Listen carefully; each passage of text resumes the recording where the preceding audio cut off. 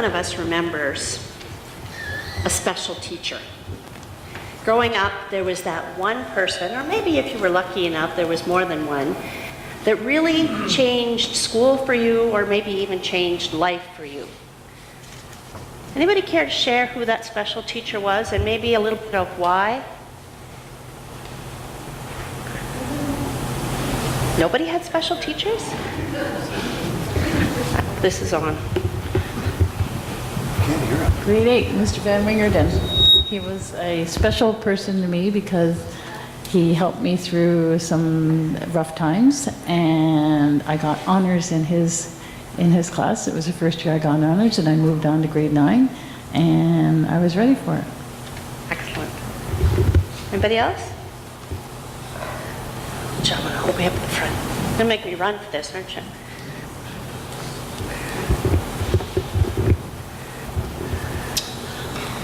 I had a special teacher in grade 12 named Mr. Gardner, who actually explained algebra to me so that I understood it. And I ended up going from a 42 in grade 11 algebra to an 88 because of him. My favorite teacher was Miss Palmer, and she was my grade 3 teacher, and it was because of her that I became a teacher.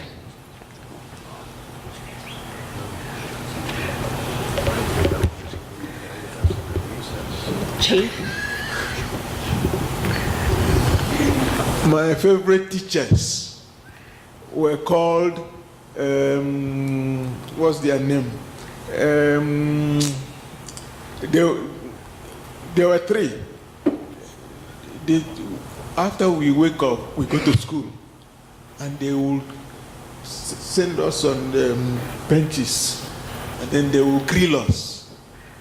That's where I learned to be a mathematician. So one day we were doing something, and then one of us suggested a way that will help us solve the problem. And then our teacher looked at him and said, "What? You are great."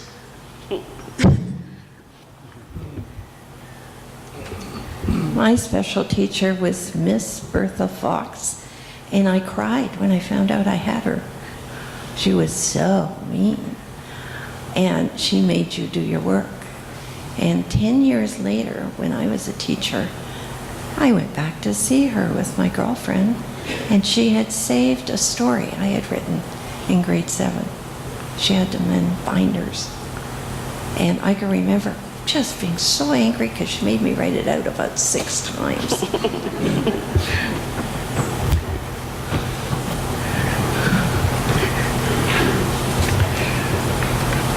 It wasn't so much me that I had a great teacher. I did have some great teachers, but it was my one son who has attention deficit hyperactive disorder. And he had 2 wonderful teachers, one in elementary and one in high school, that I've never ever forgotten. And they were the best teachers and helped him through, even though he had a hard time and they had a hard time with him. But they learned to love him, and they really helped him through school. One was Kay Elkin, and the other was Barry Campbell in high school. And they were the best 2 people I've ever, and I still see Barry, and we still hug, and he still asks about Jay, and he worked with him so hard, and so did Kay, and she's passed away. And but great teachers, and that I've never forgotten. Thank you.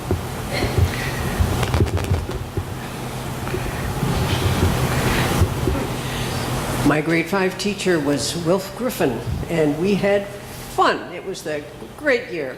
First male teacher, and he taught us square dancing in the schoolyard. And I met him many years later, and he was an itinerant teacher for the Lincoln Board of Education. And he remembered me. You're very memorable, Joan. I had a teacher, Mrs. Booth, who was my grade teacher all the way through primary school. And when I moved to high school, guess what? She was my teacher there. And she was memorable because she was a beauty queen. But she was also a wonderful teacher, and I'm so glad that I was in her class.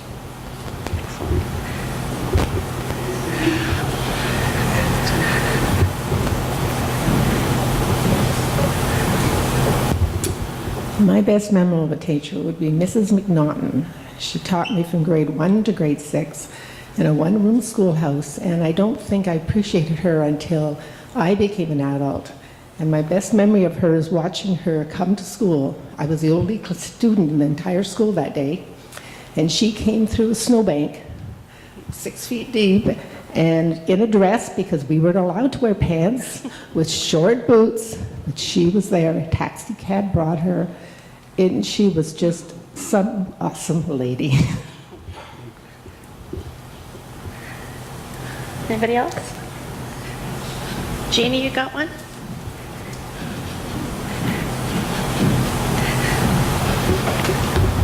Stand up.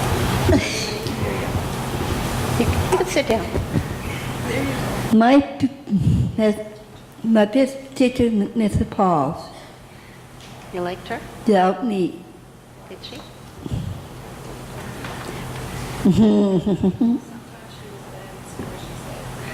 You were bad in school sometimes? I can't believe it, Jeannie. Yeah. Excuse me, who was not bad in school at some point? I don't believe you. No. Jerry's hand goes up really. One of my favorite teachers that I can remember quite well was Mrs. Whitty, and this is in Beamsville. And she took this absolutely terrified little 5-year-old who wouldn't say boo, and in fact, when she did say boo, it came up boo. I stuttered as a child, and was just this kind, loving person who encouraged me and just told me to slow down, take time, and eventually, after a couple of years of speech therapy, I got past all that and haven't shut up since. Sherry, Yes. up here. Okay. I have a teacher that wasn't in school, but after I was finished and working in GM, they sent us for a week of courses. And there was a guy from Font Hill. His name was Bob Kohler. And what he did for me was, after we had finished the week, he said, "Kevin, can you stay behind for a couple of minutes?" And when I did, he had a book, and it was called Chicken Soup for the Soul. It was when that first came out, so this was a long time ago. Anyway, he gave me this book, and inside he had written a little letter to me thanking me for the participation in the class and what he felt I had given. But the reason that he was so much a part of my life now is that it was an encouragement for me to get involved more with things and to get back to reading my Bible. And it made a major difference, because then I got into studying the Bible and actually looking at it from a different perspective than I did when I was a child doing it. So the little things that you do, you know, as a teacher and as meeting anyone can really make a difference to anyone at any stage in life. Absolutely. Yes, ma'am. I'm just going to, I don't mean to speak obviously. The one teacher that I had was Margaret Tramp, who's downstairs right now. I had her for grade 4. And I'll never forget, in grade 4, she was pregnant for her first child. I had never experienced this before. So we decided we'd all take up a collection and buy her a going away gift. Now, when I think about it years later, it would have just made sense to buy her a baby blanket or something. But I was in charge of buying the gift, and I bought her a bottle of Queen Cologne and a half slip. That's what my mother wore. There you go.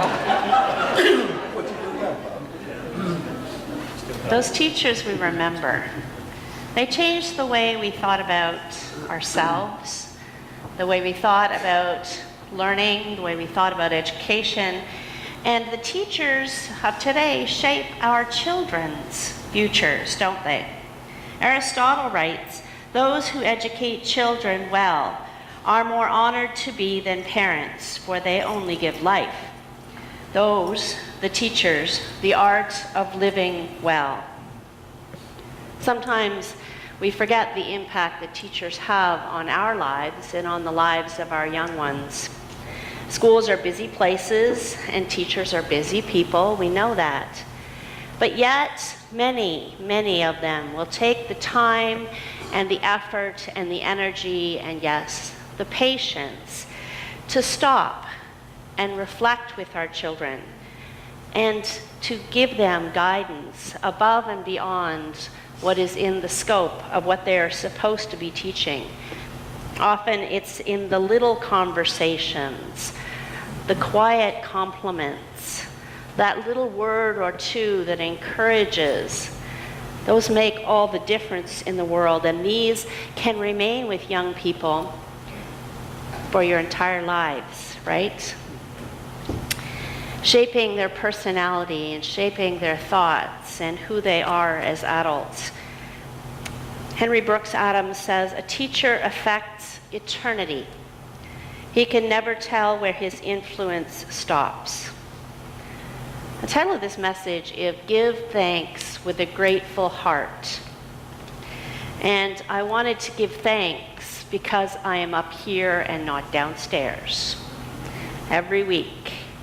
Our reading this morning spoke of being an apt teacher, patient, correcting with gentleness. I know our teachers downstairs do a phenomenal job. They don't necessarily teach in the way that we were taught or in the way that we would teach. I taught Sunday school for 15 years, and certainly what goes on downstairs is way better than what I did. And it's okay if it's not the same, because what they are doing is teaching with gentleness and correcting with patience and sharing their love. And our kids love it, don't they? You see them, they are so excited to be going downstairs. And they are excited to bring friends. Today is Friendship Fest, and there were a lot of friends today. And in fact, last week, Jasmine came up to me and she said, "Can I bring friends to BBC?" And I'm going, yes, you can. And our children are blossoming. I have to just say this, in the last 6-8 months, a year, I have really noticed Hannah blossoming.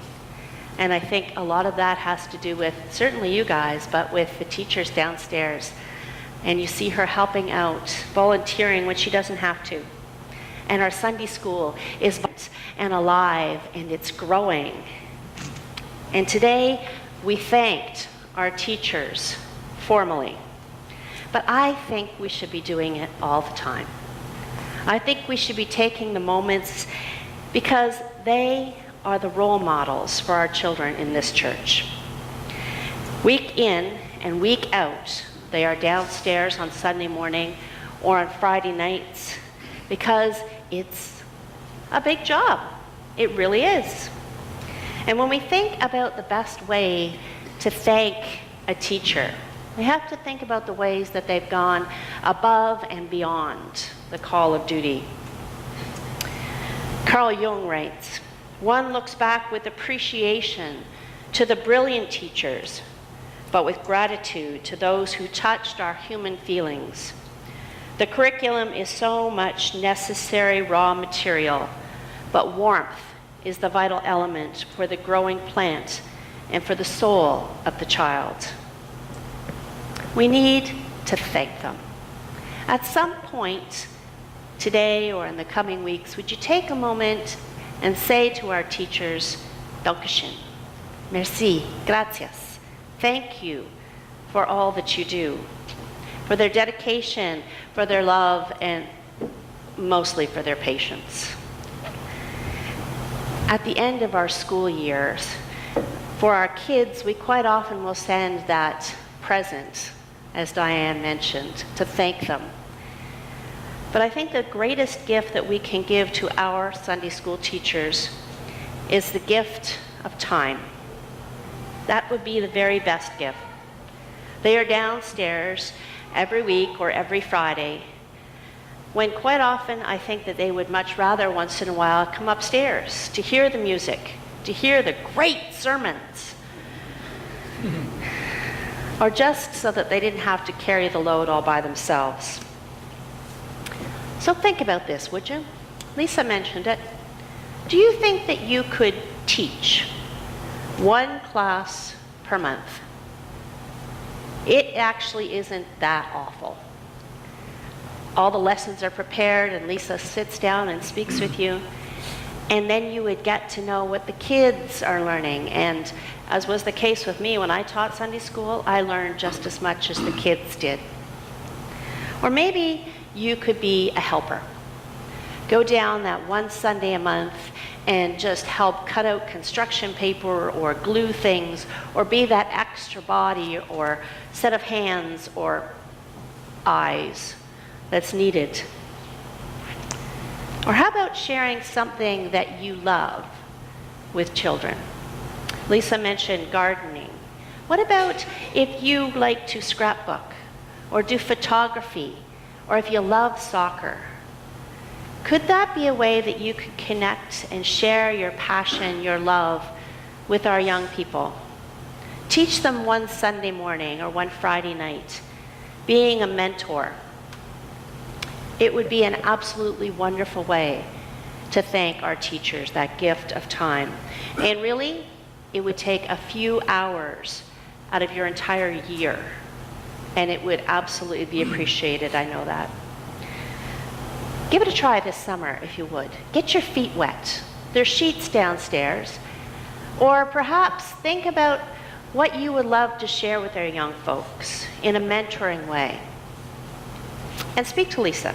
She'd be more than happy. She'd be ecstatic. And don't do it out of any sense of obligation, but doing it because you want to get to know our young people better, because you want to share your interests, your passions with them. And it is absolutely wonderful to be able to get to know the youngest members of our family of faith, because it strengthens our church all the way around. Sharing your love of God with the next generation is such a gift. You know, when the search team met with me, all those 2 years ago, they asked me a ton of questions. And then they gave me the opportunity to ask some questions of my own. And the first question I asked them was, you said you want to have more children and more families here. Why? And I don't think they realized how much was riding on their answer. Because if they had said to me, well, because we want our church to be fuller, we want our church to grow, I'm not certain that I would have heeded God's call to come here. But what they said to me was, we want to share the love of God and the knowledge of Christ with the next generation. Just like that, I was sold. St. Giles, here I come. Because that's what we're all here for. To teach the next generations, to share the love and the lessons of the great teacher. Jesus Christ, the one they called Rabboni, the great teacher. Rabboni was a sign of great respect and great authority. And he has been called the great teacher. He's greater than the prophets, greater and higher than the angels. He possessed infinite knowledge and wisdom. The knowledge of all created beings is with limits, but his knowledge is infinite, unbounded. He knew all things. Because he was God, he knew the mind of God, all of the mind of God. He knew about all of creation. He knew all about the heavenly world, and he knew all about man and humanity and life and death. As such, he was called God only wise. In him was hidden the treasures of knowledge and wisdom. The wisest of the prophets only had little peeks. Paul says, we can only glimpse in part, but he knows and knew all things. He became a teacher to the people and to the rabbis, and he had infinite patience with them. He stooped down to their homes and their occupations and their capacities. He went to the seaside to teach the fishermen, throw your net on the other side. Laborers in the field, beggars on the street, poor Samaritan women at the well. And his lessons were always suited to the people he talked to. There wasn't a loftiness about his teaching. It was plain and simple and down to earth. There wasn't any pomp and circumstance. In many places in the gospel, it says he spoke as one having authority. And he taught in his own name, saying, I say unto you, which was very uncommon. Most of the teachers of the day would have said, the scriptures say, or the law says. But Jesus said, because he had authority, I say unto you. His instructions were all important, nothing trifling, nothing of a secondary nature. He taught great truths about this life and about all eternity. His subjects were heavenly and absolutely essential. He left nature and science and politics and commerce to other teachers, instead revealing